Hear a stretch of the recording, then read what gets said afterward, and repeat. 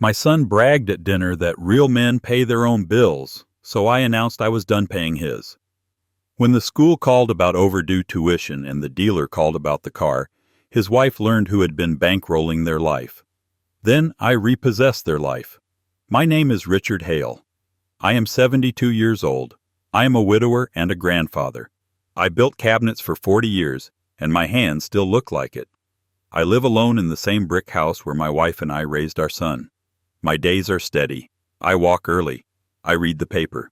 I keep the lawn neat because she liked it that way. I am not perfect, but I have always paid what I promised. I paid for my son when he needed it, and I did it quietly. I did not want praise. I wanted my grandchildren to have calm, and I wanted my son to find his feet. That was how I loved them. Quiet help. No fuss. We were at their table. My son, Eric, had poured a heavy red wine and told a story about his grind at work. His wife, Melissa, laughed and touched his wrist when he said it. The table looked expensive. The chairs were new. The kids ate in the next room with a movie on. Eric lifted his glass and leaned back like he was in a commercial. "Real men pay their own bills," he said, staring at me. He smiled like a winner. I set down my fork. "Then you will not need me anymore," I said. "I am done paying." Silence moved across the plates. The only sound was the kids laughing in the other room. Eric's smile did not crack. He looked at Melissa. She rolled her eyes. "Dad," he said, "come on." "I mean it," I said. "Starting now." Melissa chuckled. "Sure, starting now. Did you hear that? She spoke to the air, not to me." "Starting now." Eric cut his steak. "You always get dramatic, Dad. Let it go. You helped. We get it. We're set." He took a drink and grinned at his wife. "Real men, right?" I looked at him. He had my jaw and his mother's blue eyes. He also had something I did not like in a man. It was the habit of taking while pretending to give. "You think this is a joke," I said. He nodded. "I think you love your grandkids. You won't upset their life because you're in a mood." He was not wrong about the part that mattered. I did love them. I had paid so they could stay in their school. I had paid the car note so the rides were safe and the mornings were not a mess. But I did not like how he said it, like my love was a rope he could tug to make me walk. "I am not in a mood," I said. "I am clear." Melissa raised her glass. "To clarity," she said, and smiled too wide. I did not argue. I did not toss the wine or stand up or make a speech. I finished my meal. I asked the kids about their art project. I helped clear the plates. When I put on my coat, Melissa kissed the air near my cheek and Eric clapped my shoulder like a coach. "It's fine, Dad," he said softly, like he was soothing a child. "We're good." I walked out to my truck and sat with my hands on the wheel. The house behind me glowed warm. It looked like a picture on a card. I felt a slow heat gather in my chest. Not rage. Not yet. It was the feeling a man gets when he realizes he has taught the wrong lesson. I turned the key and drove home. I decided to say nothing else. Let them keep laughing. Let them think I was bluffing. Tomorrow I would keep still. The day after that, too. I would choose my own time. They thought it was a joke. I planned to let them keep thinking that until it was not. I woke early. I made coffee the way my wife had liked it. 2 spoons of sugar, splash of milk. I ate toast with honey. The house was quiet. The morning light came in soft across the counters. My phone buzzed on the table. Eric had posted a photo of himself and Melissa at a new restaurant. Drinks up, big smiles. He had tagged me. The caption read, "Family wins. Hard work pays off." There was a flexing arm emoji and a gold star. I stared at it for a long time and felt a heaviness settle in my chest. I scrolled through the comments. Friend said goals. Melissa's sister wrote, "You two deserve it." My name sat there in the tags like bait. I could feel what he wanted. He wanted me to react, to argue, to make a mess in front of his audience. He wanted to win twice. Once at the table, once on the phone. I put the phone face down and looked at the small frame on the shelf. My wife smiled back at me from a day at the beach years ago. She wore a straw hat and had her hand on my arm. I could almost hear her say what she always said when Eric pushed too far. "Do not answer anger with anger, Richard. Answer it with a door that can close." I went to my desk. I opened the drawer where I kept the monthly schedule. The school tuition draft was listed for the 15th. The car note on the 20th. I traced the dates with my finger and felt the weak place where my spine had been for the last 3 years.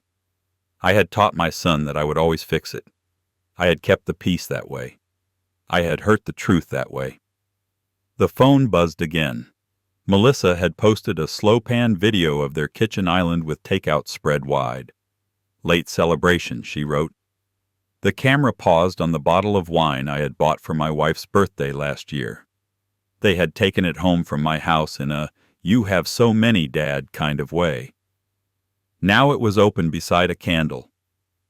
They were not hiding anything. They did not think they had to. I sat there a long time. I could feel my pulse in my fingertips. I was not angry at the food. I was not angry at the wine. I was angry at the story he was writing about himself with my money. A man cannot buy a son's spine. I had tried. It had made him soft. I made a choice. I would not comment. I would not call. I would let them display their win. I would keep my own counsel. The calendar sat in front of me. The dates were clear lines. The plan was simple, and it was mine. At noon, I turned the phone over. I deleted the tag. I wiped the counter clean and rinsed my cup. The house hummed with the sound of the old fridge. I felt steady. I decided I would keep quiet until after the weekend. After that, the dates would start to move. They wanted me loud. I would be quiet. Quiet would be sharper. After lunch, I took the gray box down from the closet shelf. It was light metal with a key lock that never stuck. Inside were folders, each with a label. I had written the labels in block letters because my hands shook sometimes and block letters stayed neat. I set the box on the kitchen table and opened it. I lifted out the folder marked ERIC. Inside were copies of the school statements with "Paid Thank You, Mr. Hale" stamped in blue. There were receipts from the dealer with my name at the top and the monthly amount in black. There were notes I had made on yellow paper when Eric first asked for help. 3 months until the promotion. Just until Melissa's commission hits. They had stacked up like promises left in a drawer. I did not pull everything out. I did not need to. I only needed to feel the weight of my own habits. I had kept these papers flat and clean. My wife had taught me that. "Keep your papers in order," she used to say. "It keeps your head in order, too." She was right. Order was how I thought. It was also how I had kept paying without asking what it was making of him. I stared at the top sheet. It had the school's name in dark print and a little crest. I saw the space where my wife's name would have been if she were still alive. She loved those children. She loved Eric, too. She would have told me to give him a chance to correct himself. Then she would have told me not to buy him out of his own learning. I slid the folder back into the box. I did not call the school. I did not call the dealer. Not yet. I wanted Eric and Melissa fully confident. I wanted them to think the dinner was just an old man's bark. That way, when the time came, they would feel the truth. It would not be loud. It would be clear. I wrote one thing on a fresh note card and tucked it under the ERIC tab. It said, "Protect the kids." No fights at school. No scenes. I underlined it twice. I would not play games with their feelings. I would not make the school a stage. I would be careful. I would be direct. My phone lit up on the table. A new photo. Eric in a gym mirror. "Monday grind," he wrote. The caption had fire emojis. He was in a shirt I had bought him for his birthday. I smiled despite myself. He was still my boy. He needed a wall to push against. My job now was to be that wall, not the cushion that kept him from ever feeling the push. I put the metal box back on the shelf. I locked it and put the key on my ring. I walked the house once. I checked the back door. I set out 2 bowls for the morning. Habit steadied me. I told myself again, wait, do not act today. Let them sleep easy one more night. When I sat down, the house felt colder. I pulled the old throw over my knees and listened to the afternoon quiet. I closed my eyes and saw my wife's face, and I knew what she would say next. I reminded myself once again. Be firm, Richard. Be fair. And wait until it matters. The call came the next day just after noon. I was in the garage, sorting screws into coffee cans like I always did when my mind needed a rail to run on. The phone buzzed. Eric flashed on the screen. I wiped my hands and answered. Dad, he said. His voice was tight. We need to clear something up. Go ahead, I said. You embarrassed me at dinner. Melissa thinks you were trying to make a point in front of her. You need to apologize for what? I asked. For making it sound like I don't take care of my family, he said. For acting like you hold everything together. I looked at the workbench I built when he was 10. He had hammered scrap wood on this bench and called it a boat. I had told him it was the best boat I had ever seen. I wondered when he learned to talk to me like a foreman talks to a temp. I said I was done paying, I said. That is all. He took a breath through his nose. Here's where we are. If you want to see the kids this week, you're going to text Melissa and say you were out of line. You're going to tell her you're grateful to be included here, and you're not going to bring up money again. I let the words sit in the air. I wanted to hear how they sounded when I did not rush to fill the space.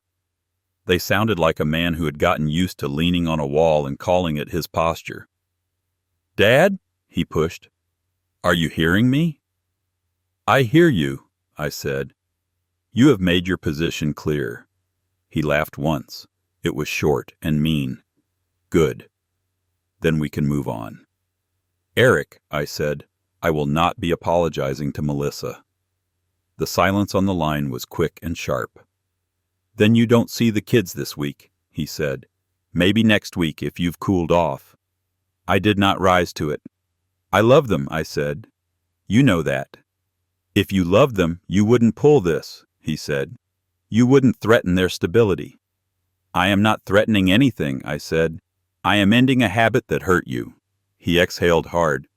Whatever. You don't get it. Stay away for now. He hung up. I stood in the garage and stared at the dust dancing in the thin light from the side window. My hands felt steady. My heart did not. I thought about the way he had said included. I thought about the way Melissa spoke for him with her silence. I thought about my wife and how she would have put her hand on my arm and steadied me before a storm. I picked up a flathead screwdriver and set it down again. I did not call back. I did not text. I did not drive over. I walked to the kitchen and drank a glass of water. I looked at the calendar on the fridge. The 15th was close enough to touch. They believed they had shut the door on me. I let them. It would make what came next impossible for them to ignore. Their phones would light up, their voices would harden, and the truth about who paid for their life would show up in their kitchen and refuse to leave. You won't believe how brutal my revenge is going to be. But before we continue, please subscribe to the channel and write in the comments what time it is where you are now. The call did not come to me first. It went to Eric. I only knew because he called me right after. It's the school, he said. His tone was casual, but I could hear the strain underneath. They say a payment bounced. No idea why. They'll run it again. Maybe it will go through, I said. It will, he said. They must have messed up. I said nothing. I looked at the calendar on the fridge and traced the 15th with my finger. I could feel my pulse in the pad of my finger. Calm. Steady. This was the part where a man either takes his words back or stands in them. I stood. An hour later, the school called me by mistake. They had my number from before. The office manager, Miss Lee, had left me a message. Her voice was soft. Mr. Hale, Just checking on the tuition draft. We can try again tomorrow. Hope you're well. Please tell your wife we miss her at the book fair. The way she said your wife went through me like a small nail. I sat down on the kitchen chair and let the ache come and go. I called back, not to fix anything, but to be courteous. Please try again tomorrow, I said. If it does not clear, I will come by and speak with you. Of course, she said. We'll let the Fosters know. It took me a second to realize she meant Eric and Melissa. I always forgot that Eric took Melissa's last name when they married. It stung in a small, precise way to hear our name through theirs. I made soup and let it sit. I could not eat much. I cleaned the counter. I checked the back door. I was tired in a deep, useful way, like after a long day's work. It kept my hands from shaking. My thoughts kept circling the same point. I was not punishing my grandchildren. I was asking their parents to tell the truth about where the money came from. I knew that if Eric came to me with a straight face and said, "Dad, we are not ready," I would help again. I would help gladly. But I would not be used like a battery hidden in a wall while my son boasted about his own power. Late afternoon, I saw a photo go up. Melissa had taken the kids to a trampoline park. "Nothing stops us," she wrote. The words made me tired. Confidence built on air has a sound to it. It is loud, and it is hollow. The next morning, the school called Eric again. He called me 10 minutes later. "It failed again," he said. "What did you do?" "I did not do anything," I said. "Don't play with me," he snapped. "They said the draft was declined." "I heard," I said. "You better fix this," he said. "Today." "I am done paying," I said, and kept my voice even. "You said real men pay their own bills. I heard you. I believed you." He cursed under his breath. "You're going to ruin everything." "I am going to let the truth stand," I said. "That is different." He hung up without a goodbye. I poured coffee and stood at the sink. I could see my wife's rosebush by the fence. It needed a trim. I would do it later. The house was quiet but not empty. It felt like a place where decisions had weight again. My phone buzzed once more. Unknown number. I let it go to voicemail. When I checked it, I heard the dealer's voice ask me to call back about the account. I put the phone down and stared at the metal key ring in my palm. The spare key to their car rested against my house keys. It felt heavier than usual. The school had called. The dealer would now. The first brick had shifted. The rest would follow. I set the keys on the table and waited for the next ring. The dealer introduced himself like we had known each other a long time. Maybe he felt that way. I had made those payments for years. "Mr. Hale," he said, "we saw a miss on the auto draft. Could be a bank glitch. Just checking what you'd like to do." "Nothing today," I said. "Let it sit for now." He cleared his throat. "We usually try again in 3 days." "That will be fine," I said. "Okay," he said slowly. "Is Eric aware?" He said my son's name with the careful tone of a man who has seen families test their seams over money. "He is aware," I said. "Understood," he said. "We'll hold the file until the retry. Please call if you want to switch to in-person." I thanked him and hung up. I stood still for a long moment and listened to the empty house. It was not empty. It had my wife's laugh in the corners if I waited for it. It had the smell of lemon oil on the banister from last week. It had the ordinary dignity of a place kept clean. A minute later, the school called again. This time it was the principal, Mrs. Alvarez. We had never spoken at length. She sounded kind and practical. "Mr. Hale," she said, "I wanted to check on you. We have loved your grandchildren here. I also wanted to thank you for all you have done. I know your wife used to come to the book fair and the spring play. She was a light in the foyer." "She was," I said. The words came out rough. "I do not want to intrude," she said gently, "but we keep accurate notes." You are marked in our system as the responsible party for tuition. When that changed, we got a notice to send bills to Eric and Melissa. Then yesterday it switched back. We would simply like clarity. I appreciate your directness, I said. I will come by tomorrow. I will speak plainly. Thank you, she said. We want your grandchildren to feel steady. That is all. That is what I want too, I said. When I set the phone down, my hands were steady. I had not asked her for sympathy, but she had given me something better. A clear lane. I could make choices that protected the children and told the truth. I walked to the garage and looked at the old workbench. I ran my palm along the worn edge where my son had once carved his initials with a pocket knife. He had been 8. I had scolded him lightly and then smiled when he was not looking. I can still feel the weight of his small hand in mine. That memory pressed on a soft place in me. It also filled me with a hard kind of love, the kind that does not move when pushed. Near dinner, Melissa sent a group text to the family. Proud to announce we're joining the PTO donor wall this spring, she wrote. Foster family. She added a little heart. She knew what she was doing. She was not just playing to the crowd. She was claiming my wife's place in bright letters that never belonged to her. I did not answer. I called the school and asked for the PTO chair. I kept it simple. Please hold new plaques this week, I said. I will speak with the principal tomorrow. Of course, she said. We can wait. I put my phone face down again. My heart was beating hard but clean. I could feel the shape of the plan now. It was not about punishing. It was about putting names back where they belonged. When I turned off the lights for the night, the house felt firm under my feet. I slept for 4 hours straight. When I woke, it was still dark.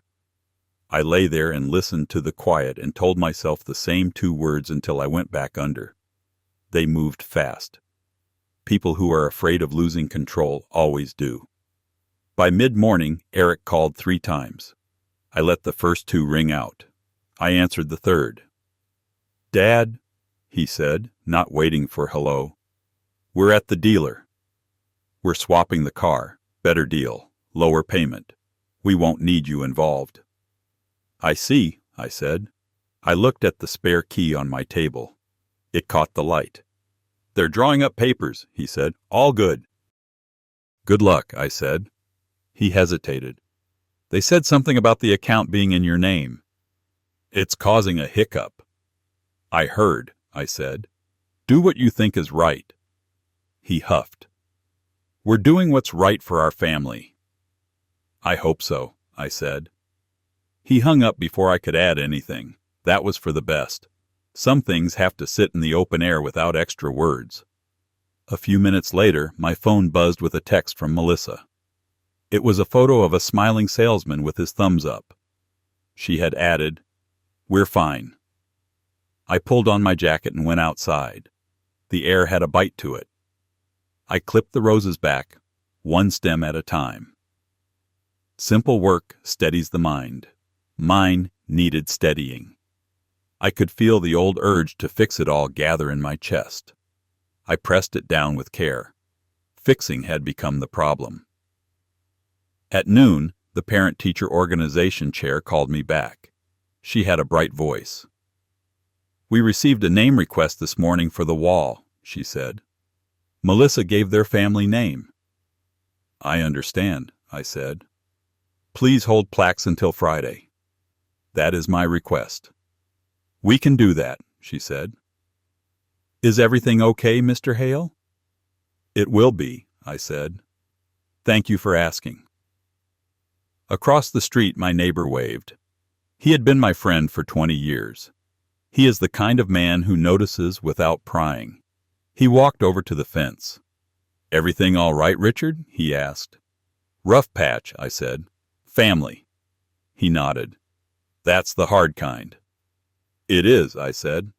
He leaned on the fence. You need a ride somewhere? No, I said. But thank you. I meant it more than he knew. When I went back in, the light on my phone was flashing. Melissa had messaged again. We put down a deposit, she wrote. We'll pick up the new car Saturday. I did not answer. I went to the kitchen and made tea. I stood with my palms flat on the counter and breathed slow. I knew what would happen at the dealer. Paper or no paper, things that are built on a lie fall apart in public. It is the nature of the thing. Around 4, tires crunched on my driveway. I looked out and saw Melissa's SUV bumper blocking my truck. She and Eric got out, both of them tight with anger. They did not ring the bell. They marched to the door. I opened it before they could pound. I stood in the frame and let them stew. She did not waste time. You humiliated us at the school, she said. You embarrassed us at the dealer. You did that yourselves, I said. You told the world you pay. Now you get the chance to do it. Her eyes dropped to the key ring in my hand. The spare key was a small silver truth. She reached for it without thinking. My fist closed. I met her eyes. I did not speak. I kept the key and took a step back. Eric's jaw worked. He raised a finger like he was about to lecture me. I shut the door. The lock slid into place. Their muffled voices hit the wood, then died. I kept my hand on the deadbolt until the porch went quiet. They had come to take the last prop without asking. I would not let them. Tomorrow, I would do more than hold a key. Next morning, I woke before the sun and sat at the table with my coffee. The house was quiet. The spare key lay beside the cup. An envelope sat under my palm. I had written 2 lines inside it the night before. I read them again and felt steady. I put on my jacket and slipped the key and the envelope into different pockets. I did not rush. I rinsed the cup. I locked the door. I checked the back gate. Small things done right make a man sure of the big ones. The dealer opened at 8. I was parked before the lights came on. I walked in and set the spare key on the counter. No long talk, no anger. The paperwork was in my name. There wasn't much to argue about.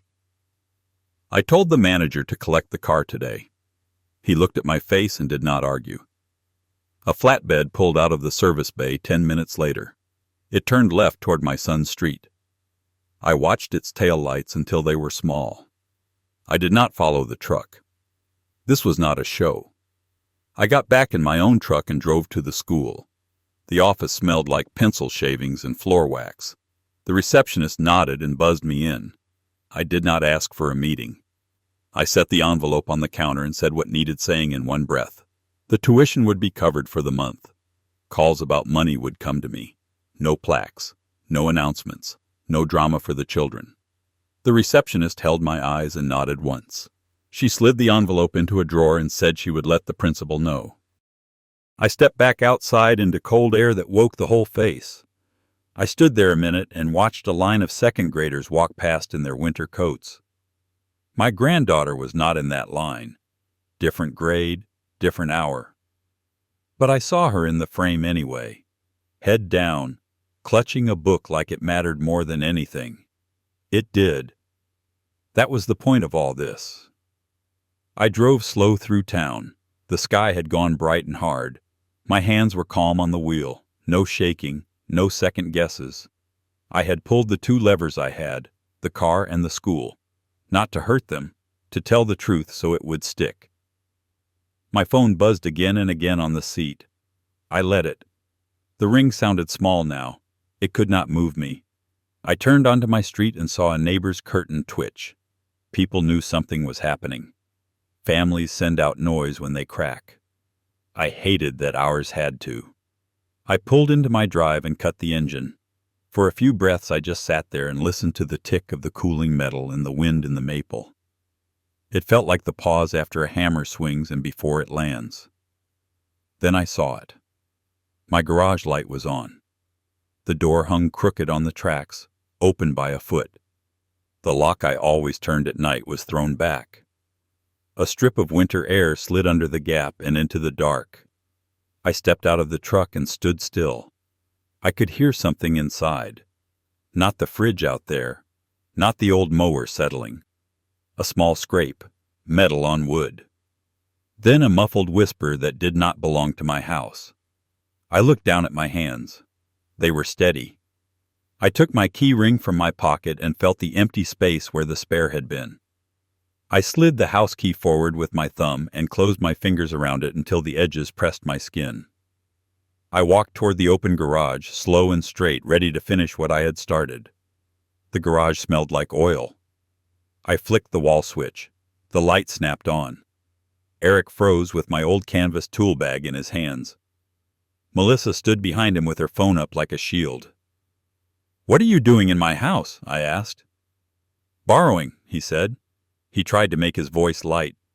It came out thin. "Put the bag down," I said. Melissa lifted the phone higher. "Just making sure we have proof when you start lying," she said. "Proof of what?" I asked. "You taking my tools?" Eric set the bag on the bench, then picked up my drill anyway and slid it under his jacket. He still did that old teenage move like I could not see. I stepped closer. He flinched and set it back down. "Dad," he said, "you humiliated us. I need to sell a few things to cover the week. This is on you." "No," I said. "You made choices. You can live with them." A shadow moved on the driveway. My neighbor Walt stood at the edge of the light. He did not step in. He did not need to. His face said enough. "I am here. I see this." Melissa's hands shook. The phone wobbled. "Look how he talks to his own son," she said to the screen. "We're recording this." I reached into my pocket and lifted my own phone. I took one photo. Eric with the bag, Melissa with the camera, my workbench with the initials he carved at 8. I did not say another word. I kept my face calm. "Get out," I said finally. Eric stared at me. He was waiting for the old version of me to show up. The one who soothed, who made it easy, who paid and called it love. "Now," I said. He lifted the bag, then thought better of it and left it there. Melissa stepped back first. Eric followed. I shut the door and slid the bolt. My hands did not shake. A minute later, my phone buzzed. A video. Melissa had posted it with a caption about elder control and punishment. The comments poured in from people who did not know us. It burned and it did not. I cared what my grandchildren thought. The rest was wind. I texted Walt one line. "Thank you." He wrote back, "Saw enough." I chose not to call the police. Proof and a witness were enough for now. Then the school's number lit my screen. Mrs. Alvarez. "Mr. Hale, can you come by after lunch?" she asked. "They called here too. I'd like a calm talk with all of you in the same room." "I'll be there," I said. I put the tool bag back on the shelf. I clicked off the garage light. The house felt steady again. I grabbed my jacket. This was not going to be handled in the dark anymore. It would be handled where the light was. My revenge was already there. It just needed a small sparkle. And they gave me it. On my way to the school, I took a slow turn past their street. A flatbed sat in front of their house. The car I had paid for was on it, back tires hanging just off the ramp. The driver tightened the last strap. He worked with the focus of a man who did not want to be part of a fight. Eric stood on the sidewalk, arms folded. Melissa filmed from the porch. Neighbors watched through blinds. No one spoke to me. I did not stop. I rolled by and gave the driver a small nod he might not have seen. At the end of the block, I pulled over and cut the engine. I sat there a moment. I felt a quiet I had not felt in years. It was not joy. It was the absence of pretending. My phone buzzed again, a text from Eric. "You are dead to us." Another, "You'll never see the kids." I typed back 3 words. "I love them." I hit send. I put the phone face down. I did not invite more. At the dealer yard, the car would be parked behind a chain-link fence. I could have turned in and stood over it like a trophy. I did not. The point was not the car. The point was the lie it had been covering. That was ending now. I turned the key and headed for the school. The parking lot was full. Parents moved in slow lines toward the entrance. I saw two mothers glance at me and look away fast, like they had already seen the video. That was fine. Let them look. Let them wonder. I had nothing to sell them. Inside, Ms. Lee buzzed me through with a nod that held. "She's waiting," she said. Conference room. I put my hand on the door handle and paused. I thought about my wife sitting in one of these rooms with a plate of cookies for the staff and a little cash hidden in a card for a teacher who needed help. I felt her steady hand on my arm in memory, and then I opened the door. Eric and Melissa were already seated. Melissa's phone was face down on the table, screen lit with notifications. Eric's knee bounced like a motor. Mrs. Alvarez sat at the head, a folder closed in front of her. She did not smile. "Let's keep this short," she said, "and we will keep it calm." I took the chair across from them. I laid my keys on the table where they could see the empty loop where the spare had been. "Fine," I said. "Let's be clear." Mrs. Alvarez nodded once, then looked at them. "You first," she said. I folded my hands and waited. The weight of what I had set in motion sat in the room with us. It did not need a speech. Melissa spoke first.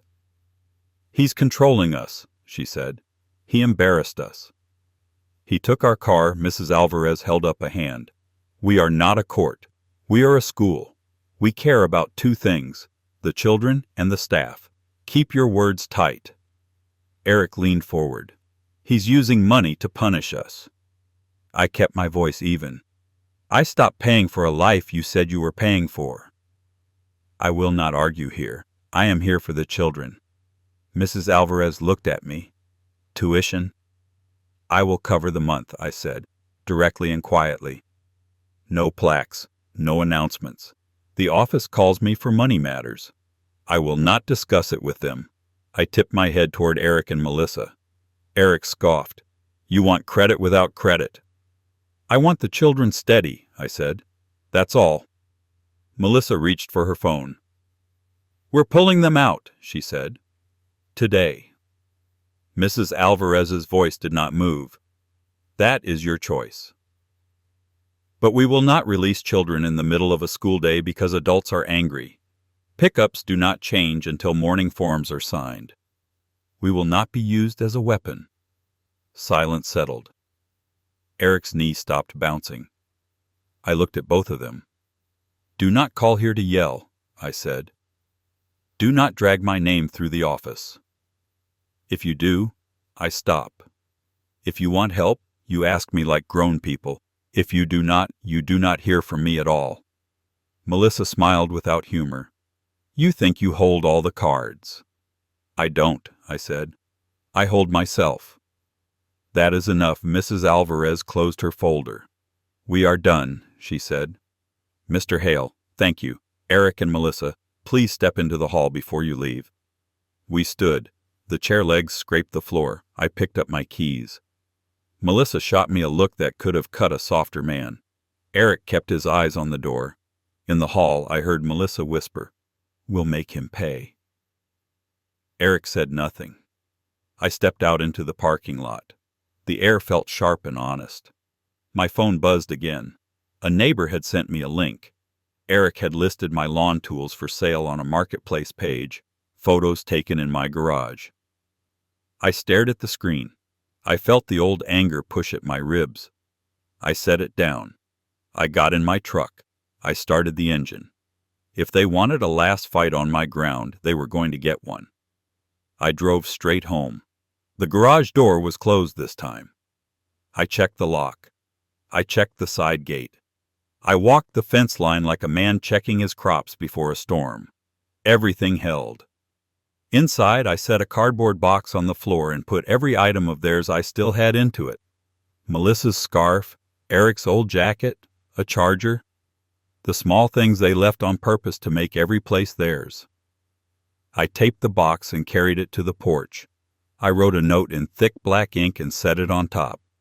"Pick this up. Do not come inside. No more money. No more entries. No more lies. Dad." I placed the spare key ring next to it. Not the car key, the one to the side gate they had copied years ago. That door was changing anyway. I walked back in and changed the deadbolt on the front door. Simple work. 2 screws out. 2 inches I set new motion lights to cover the drive and the side yard. I called Walt and told him I would be installing a camera tomorrow.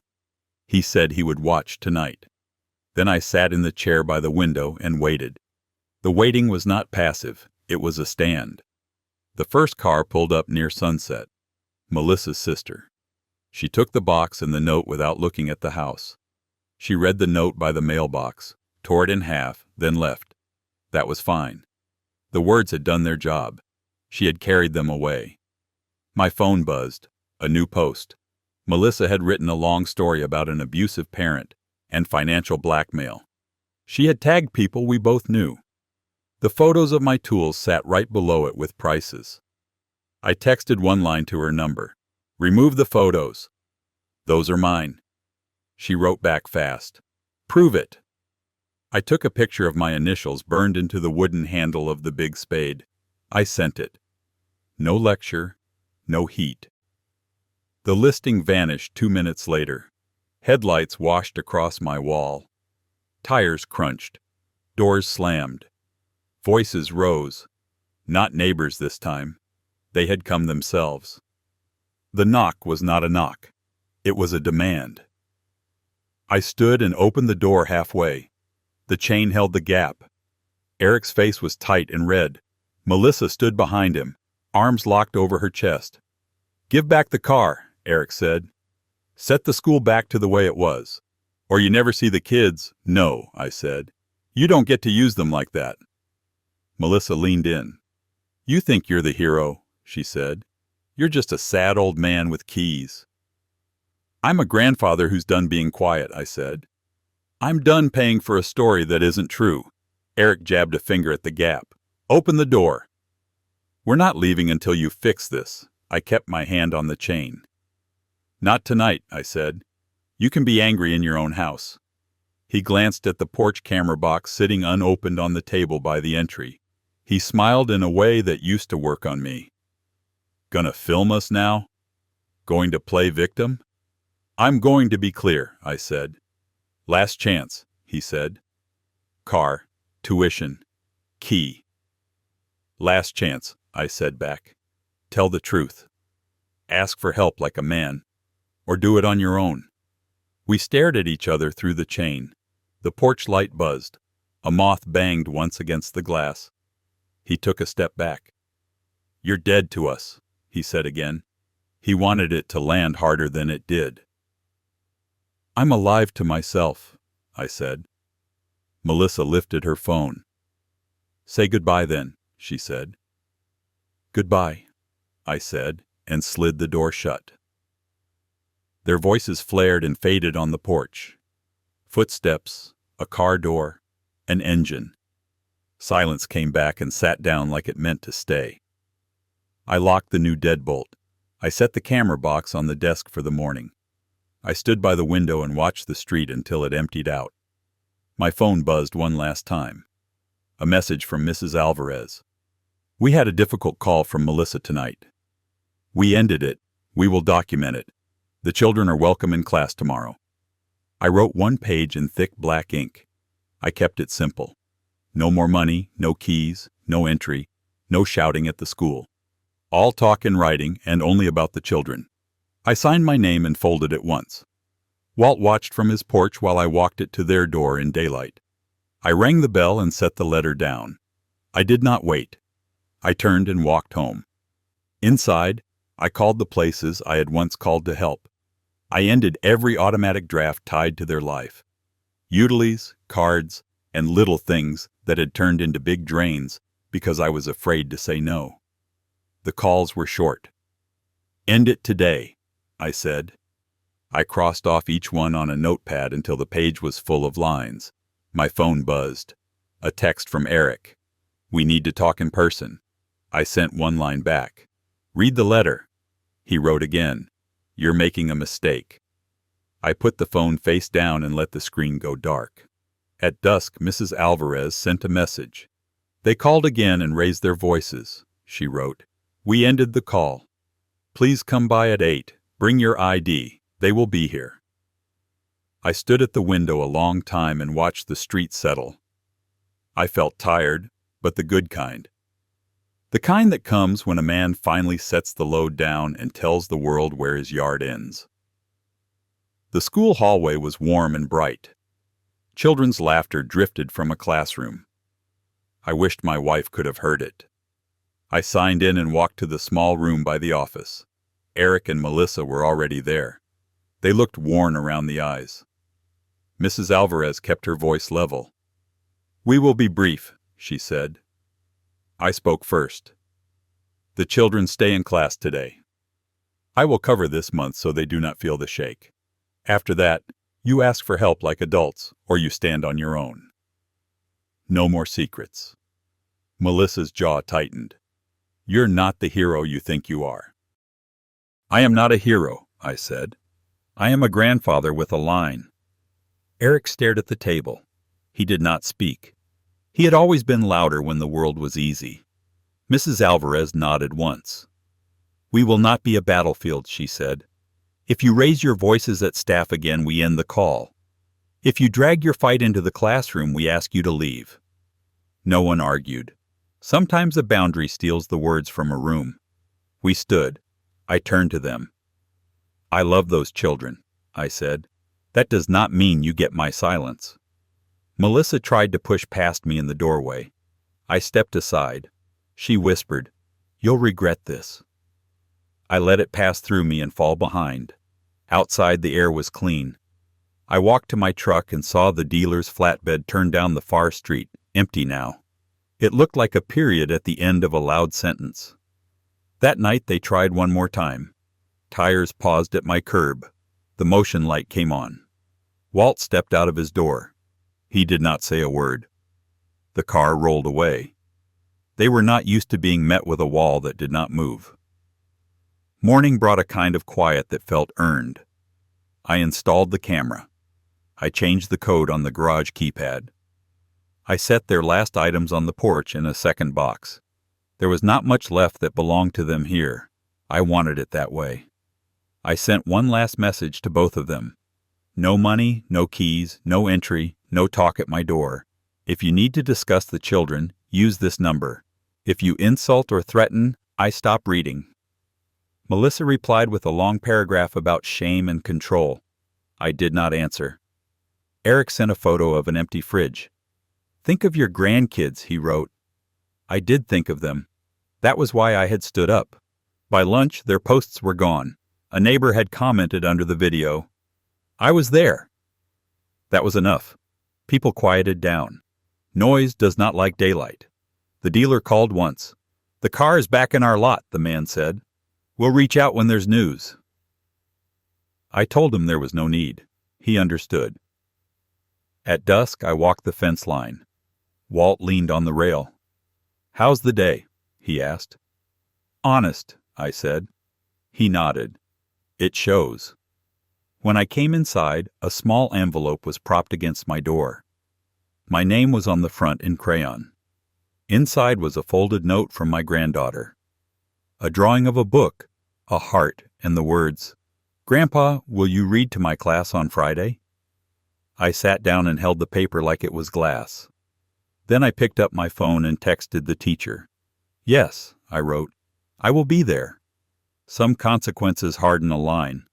Some open a door that needed to be open all along. I stood in front of 20 small faces on Friday morning. I read from the same book my wife used to keep on the coffee table. My granddaughter sat in the front row and watched my mouth move, every word stored like a treasure. When the bell rang, she hugged me quick and ran out with her class. I stayed a minute longer in the library. By the checkout desk, there was a plain white card taped to the side of a small book cart. In neat handwriting it said, In memory of Helen Hale. No gold letters, no wall. Just a quiet place where children picked stories and sat down to read. It was exactly right. On my way home, I drove past Eric's street. I did not stop. I saw a rental sedan in their drive. I saw the curtains move. I kept going. At my house, the porch light was still set to come on at dusk. The new deadbolt clicked smooth when I turned it. The camera light blinked twice and went still. As I set the kettle on, tires slowed at my curb. Eric stepped out and walked up the path like a man trying to remember a door that used to be easy. He reached for the handle and found it firm. He looked up at the lens. He did not raise a hand. He turned and went back to the car. I poured tea and sat by the window. The house held steady around me. The line I had drawn held too. It did not close the world. It only kept the wrong parts out. I drank the last sip and set the cup down. The quiet was not empty anymore. It sounded like room to live. Do you think I was right to stop paying right away? Can I rebuild my family? Share your opinions in the comment section. My grandpa's worst really happened. I believe him. If you want more true tales stories like this, hit subscribe.